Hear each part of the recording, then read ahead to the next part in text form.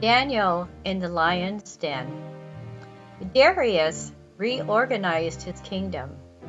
He appointed 120 governors to administer all the parts of his realm. Over them were 3 vice-regents, one of whom was Daniel. The governors reported to the vice-regents, who made sure that everything was in order for the king. But Daniel, brimming with spirit and intelligence, so completely outclassed the other vice-regents and governors that the king decided to put him in charge of the whole kingdom. The vice-regents and governors got together to find some old scandal or skeleton in Daniel's life that they could use against him, but they couldn't dig up anything. He was totally exemplary and trustworthy. They could find no evidence of negligence or misconduct. So they finally gave up and said, "We're never going to find anything against this Daniel unless we can cook up something religious." The vice-regents and governors conspired together and then went to the king and said, "King Darius, live forever! We've convened your vice-regents, governors, and all your leading officials, and have agreed that the king should issue the following decree. For the next 30 days, no one is to pray to any god or mortal except you, O king. Anyone who disobeys will be thrown into the lion's den. Issue this decree, O king, and make it unconditional, as if written in stone, like all the laws of the Medes and the Persians." King Darius signed the decree. When Daniel learned that the decree had been signed and posted, he continued to pray just as he had always done. His house had windows in the upstairs that opened toward Jerusalem. 3 times a day he knelt there in prayer, thanking and praising his God. The conspirators came and found him praying, asking God for help. They went straight to the king and reminded him of the royal decree that he had signed. "Did you not," they said, "sign a decree forbidding anyone to pray to any god or man except you for the next 30 days? And anyone caught doing it would be thrown into the lion's den?" "Absolutely," said the king, "written in stone, like all the laws of the Medes and the Persians."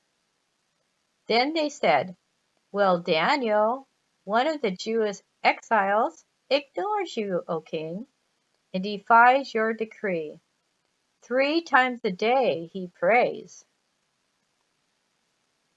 At this, the king was very upset and tried his best to get Daniel out of the fix he had put him in. He worked at it the whole day long. But then the conspirators were back. "Remember, O king, it's the law of the Medes and the Persians that the king's decree can never be changed." The king caved in and ordered Daniel brought and thrown into the lion's den. But he said to Daniel, "Your God, whom you are so loyal, is going to get you out of this." A stone slab was placed over the opening of the den. The king sealed the cover with his signet ring and the signet rings of all his nobles, fixing Daniel's fate. The king then went back to his palace. He refused to supper. He couldn't sleep. He spent the night fasting. At daybreak, the king got up and hurried to the lion's den. As he approached the den, he called out anxiously, "Daniel, servant of the living God, Has your God, whom you serve so loyally, saved you from the lions?" "O king, live forever," said Daniel. "My God sent his angel, who closed the mouths of the lions, so they would not hurt me. I've been found innocent before God, and also before you, O king.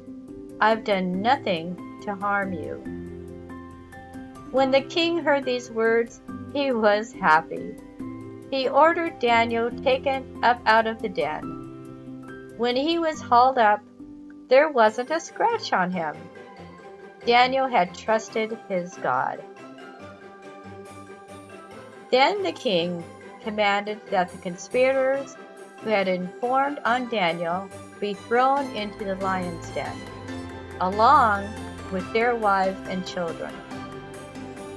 Before they hit the floor, the lions had them in their jaws, tearing them to pieces. King Darius published this proclamation to every race, color, and creed on earth.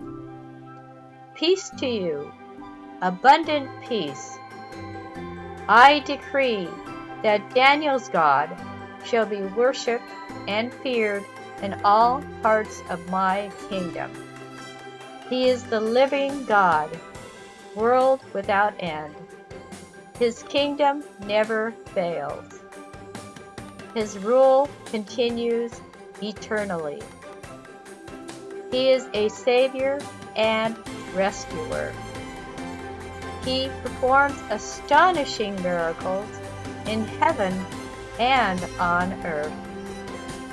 He saved Daniel from the power of the lions."